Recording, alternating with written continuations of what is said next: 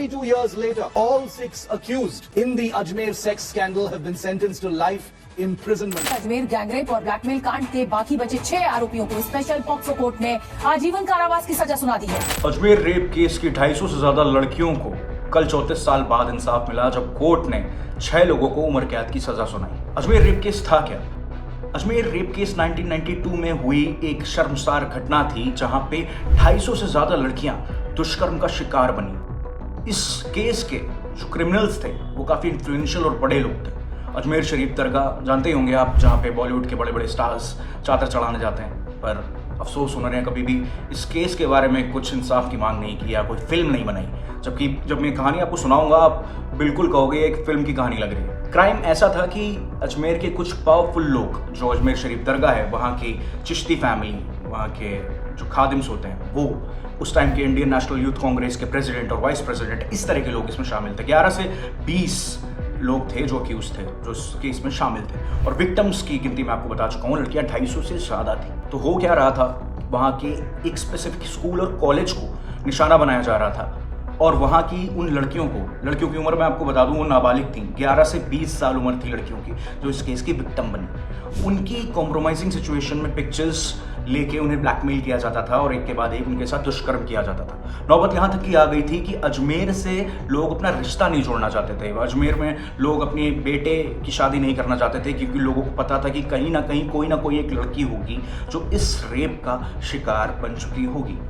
तो केस इस तरह की सीरियसनेस तक पहुंच गया था, पर लोग इतने पावरफुल इन्वॉल्व थे इसलिए कोई कुछ कर नहीं पा रहा था। खुलासा तब हुआ जब वहां के एक लोकल पत्रकार ने इस चीज का भांडा फोड़ा। कम्युनल टेंशन बढ़ी, इस वजह से पुलिस एडमिनिस्ट्रेशन, सरकार को इन्वॉल्व होना पड़ा। अजमेर रेप केस इतना दिल दहला देने वाला है, हमें इस बात से पता चलता है कि जो पत्रकार इसमें इन्वॉल्व थे, जो फोटोग्राफर थे, जिन्होंने फोटोज दी थी जिसमें लड़कियां कॉम्प्रोमाइजिंग सिचुएशन में मिली थी, और यहाँ तक कि कुछ ना कुछ रेप विक्टिम्स भी जो थी, उन्होंने खुदकुशी कर ली, सुसाइड कर ली, धमकियों से, डर से। लगभग 3 दशक हो गए हैं इस अपराध के निर्णय को आने में।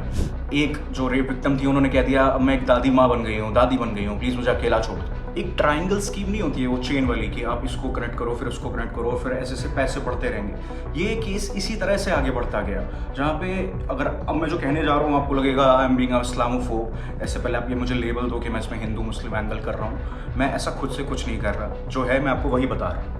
ये स्पेसिफिकली हिंदू लड़कियां ही टारगेट हो रही थी, और जितने भी रेप अक्यूज थे, जो क्रिमिनल्स थे, वो सारे मुसलमान थे। और उन्हें इसी तरह से, ये ट्रायंगल स्कीम की तरह से ही ब्लैकमेल किया जा रहा था कि तुम अपनी दोस्त को नहीं लाओगी, इससे हमारी दोस्ती नहीं कराओगी तो हम तुम्हारे साथ और बुरा करेंगे, और ऐसा होगा। और अब जाके ये चीज़ें सामने आई हैं, और कोई भी आउटरीच किसी भी लेफ्ट मीडिया से या फिर जो बड़े बड़े न्याय और सत्य के संस्थापक बनते हैं, वो इस पर कुछ नहीं बोल रहे। तो मैं आपसे कहूँगा कि इस दर्दनाक घटना को हमेशा याद रखें, क्योंकि हम अजमेर में नहीं हैं, पर क्या पता कौन सा देश, कौन सा स्टेट, कौन सी सिटी एक और अजमेर बन जाए। कभी राजपूताना शौर्य का गढ़ हुआ करता था, राजधानी हुआ करती थी अजमेर, और आज अजमेर की ये दशा देख के मुझे डर लगता है। 2023 में रिलीज हुई फिल्म अजमेर 92 अगर ना आई होती तो न्यायालय या संस्थान या फिर हम आप जैसे आम लोगों को ये बात का पता ही नहीं चलता। वैसे बता दूं, इस फिल्म पे डिफेमेशन का केस भी फाइल कर दिया गया, और फिल्म ज़्यादा लोगों तक पहुंच नहीं पाई। अब बताइए, आपको इस केस के बारे में कुछ जानकारी पता हो जो मुझे ना पता हो, या फिर इस बारे में आपके क्या विचार हैं? कमेंट्स में प्लीज़ मुझे बताइए, और इस चैनल को सब्सक्राइब करिए, बेल आइकन दबाइए, और वीडियो को ज़रूर लाइक करिएगा अगर आपको पसंद आया मैंने क्या बताया। धन्यवाद।